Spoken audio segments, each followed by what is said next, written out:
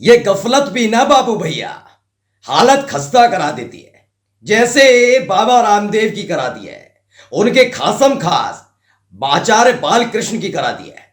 उनको लगा था कि मोदी सरकार आने के बाद वो खुद ही सरकार हो गए, सेनापति हो गए, मतलब जब चाहेंगे जैसे चाहेंगे नियम कायदे कानून को खूंटी पर टांग देंगे।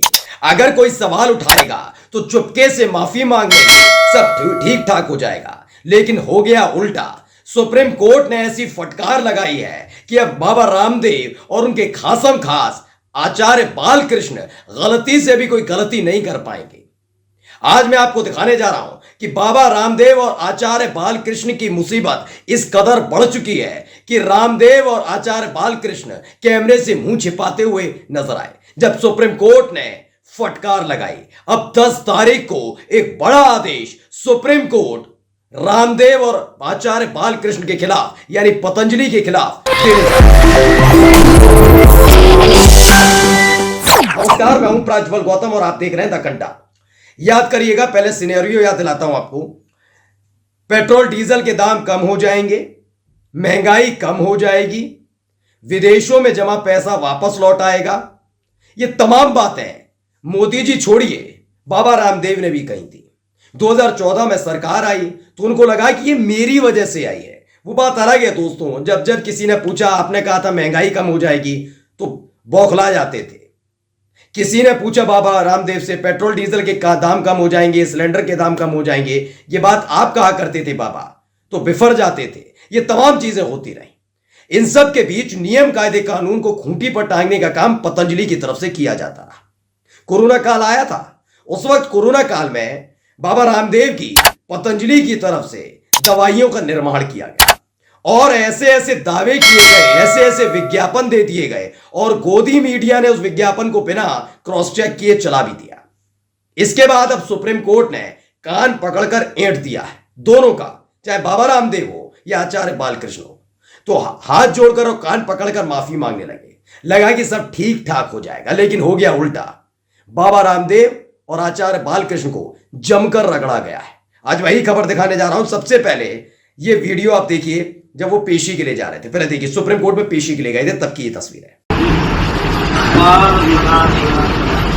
तो जब पेशी के लिए जा रहे थे तो बाबा रामदेव को बड़ी उम्मीद थी कि सुप्रीम कोर्ट के अंदर जाएंगे, माफीनामा हमने दे ही दिया है, सुप्रीम कोर्ट के जज कहेंगे आहा रामदेव बाबा आए हैं, कोई बात नहीं, माफी की भी जरूरत नहीं, आप चले जाइए।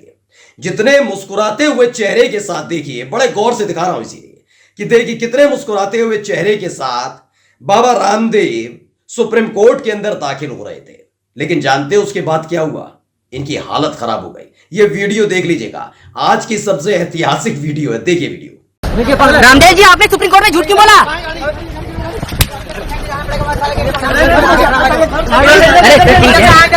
अरे हाँ ठीक है, आप हाथ तो छोड़ रहा, ऐसे नहीं कर सकते। सर कुछ कर थोड़ी रहो, आप हाथ ऐसे पकड़ थोड़ी सकते। फोटो ले कोई बात। आपने सुप्रीम कोर्ट में झूठ क्यों बोला बाबा रामदेव जी? रामदेव जी, सुप्रीम कोर्ट में झूठ क्यों बोला आपने? आपका ही है, ऐसे करोगे? रामदेव जी, आपने सुप्रीम कोर्ट में झूठ क्यों बोला? ठीक है, वो दूर से बोलते रामदेव जी, सुप्रीम कोर्ट में झूठ क्यों बोला आपने? माफीनामे को अस्वीकार कर दिया सुप्रीम कोर्ट ने। आपके माफीनामे को अस्वीकार कर दिया। तो चेहरा उतरा हुआ है। जो बाबा रामदेव के इर्द गिर्द, आचार्य बालकृष्ण के इर्द गिर्द लगे रहते हैं ना सफारी सूट वाले, वो रोकने की कोशिश कर रहे हैं। कोई सवाल नहीं पूछेगा, कोई वीडियो नहीं करेगा। लेकिन एक बहुत दीदार कहूंगा, दिलदार कहूंगा और कहूंगा जाबाज पत्रकार ने सवाल कर लिया कि सुप्रीम कोर्ट के अंदर आपने झूठ कैसे बोला।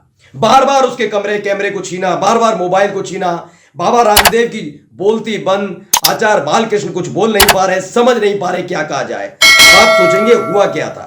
ये सारा का सारा चीजें हो कैसे गई?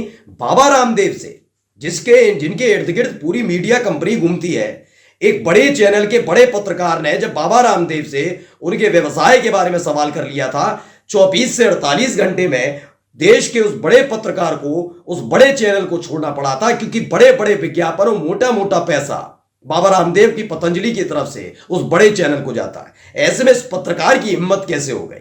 लेकिन उस पत्रकार ने पूरी जाबाज तरीके से सवाल दागने जारी रखे। एक बार फिर से वीडियो देखिए। रामदेव जी, आपने सुप्रीम कोर्ट में झूठ क्यों बोला?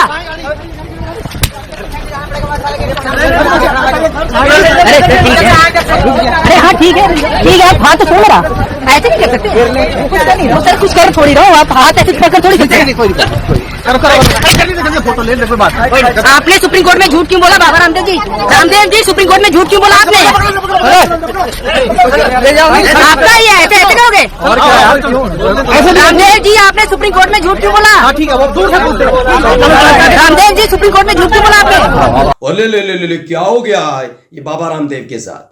ये तो भाई इस देश की सरकार को चलाने लग गए थे, ये तो इस देश के मीडिया चैनल को चलाने लग गए थे। इनको लगता था पतंजलि पर जो सवाल पूछेगा वो पत्रकार ही नहीं रहेगा, ये तमाम चीजें होंगी। लेकिन हो गया उल्टा। बाबा रामदेव जिस मुस्कुराते हुए चेहरे के साथ सुप्रीम कोर्ट के अंदर घुसे थे, दरवाजे के अंदर घुसे थे, उतने ही मायूस चेहरे के साथ बाहर निकले। जानते हैं क्यों? क्योंकि जिस माफीनामे को देने के बाद इनको लग रहा था सब ठीक ठाक हो जाएगा, उसी माफीनामे पर जबरदस्त फटकार सुप्रीम कोर्ट ने बाबा रामदेव और आचार्य बालकृष्ण को लगाई है। खबर पढ़कर बता देता हूं, ये डीडी न्यूज की तरफ से खबर छापी गई। क्या लिखा है? सुप्रीम कोर्ट ने आचार्य बालकृष्ण और बाबा रामदेव का माफीनामा किया अस्वीकार। 10 अप्रैल को होगी मामले की अगली सुनवाई। खबर क्या पढ़िए। सुप्रीम कोर्ट ने एलोपैथ को लेकर भ्रामक विज्ञापन मामले में पतंजलि आयुर्वेद के एमडी आचार्य बालकृष्ण और बाबा रामदेव के माफीनामे को अस्वीकार कर दिया है। जस्टिस हिमा कोहली की अध्यक्षता वाली बेंच ने कहा कि आपकी ओर से आश्वासन दिया गया और उसके बाद उल्लंघन किया गया, क्योंकि यह पहली दफा नहीं था दोस्तों, इससे पहले भी बाबा रामदेव ने यही किया। दरअसल क्या है ना, इनके अंदर दिक्कत क्या है, इनको लगा कि मोदी सरकार भी तो यही करती है। कैसे, मैं बता देता हूं। पहले नोटबंदी लाई गई, पूरे देश को लाइन में लगा दिया गया, 2000 के नोट लाए गए, दावा किया गया, गोदी एंकरों की तरफ से भी आपने सुना होगा चिप लगी है, मोदी जी चीख चीख कर कह रहे थे, मोदी कैबिनेट के मंत्री कह रहे थे, बीजेपी के नेता कह रहे थे भ्रष्टाचार खत्म होगा, आतंकवाद खत्म होगा, ये खत्म होगा, घोटाले खत्म होंगे। हुआ क्या? बाद में पता चला कि इन 2000 के नोटों की वजह से भ्रष्टाचार और घोटाले ज्यादा बढ़ गए। तो 7-8 साल बाद फिर से उसको वापस ले लिया। ठीक है। दूसरा कृषि कानून लाए थे, 3 कृषि कानून लाए थे, लंबे समय तक आंदोलन उतरा, कई किसान शहीद हो गए, तमाम चीजें हुई। जब देखा चुनाव करीब आ गए, फजीयत होती जा रही है, मोदी जी हाथ जोड़ने लगे, माफी मांगी। हुआ, हमारे पूरे देश ने देखा। तो इनको लगा बाबा रामदेव को जब मोदी जी कर सकते हैं तो मैं क्यों नहीं, एक माफीनामा दे देता हूं। लेकिन उससे पहले इन्होंने उल्लंघन पर उल्लंघन किया। पहले भी इनको हिदायत दी, उसके बाद भी इन्होंने विज्ञापन जारी रखा, फिर दोबारा सुप्रीम कोर्ट ने लताड़ा लगाई, तब माफीनामा दिया, और जब माफीनामा दिया तो कान ऐंठ के रख दिए। क्या है खबर पढ़िए। यह देश की सबसे बड़ी अदालत की तौहीन है और अब आप माफी मांग रहे हैं, यह हमें स्वीकार नहीं है। आप बेहतर हलफनामा दाखिल करें। मामले की अगली सुनवाई 10 अप्रैल को होगी। अब 10 अप्रैल को इसकी सुनवाई होगी और माना जा रहा है एक बहुत बड़ी फटकार और लग सकती है। कम से कम बाबा रामदेव को यह पता चल चुका होगा कि देश के कानून के साथ खिलवाड़ नहीं कर सकते। सोचिए, यह आज का दिन है दोस्तों, ये एक ऐसा ऐतिहासिक दिन मैं कहूंगा इसे, 2 अप्रैल की तारीख को हर कोई याद रखेगा। इसीलिए क्योंकि एक साथ 3 बड़े झटके अगर अदालतों के जरिए मोदी जी को, शाह बाबू को, ईडी को, उनके खासम खासों को लगे तो ऐतिहासिक दिन नहीं है। पहला, संजय सिंह की जमानत मंजूर, रिहा। दूसरा, मनीष सिसोदिया मामले में भी राउज एवेन्यू कोर्ट में दलील दी गई और ऐसी दलील दी गई 6 अप्रैल को जब सुनवाई होगी तो ईडी थर-थर कांपेगी और उनकी भी जमानत हो जाएगी। तीसरा, बाबा रामदेव को फटकार लगी जो इस अपने आप को इस देश के कानून, इस देश के संविधान, इस देश की न्याय प्रणाली से ऊपर समझ रहे थे। कुल मिलाकर हो गया खेला, अब चुपचाप बैठे हुए हैं बाबा रामदेव। नमस्कार।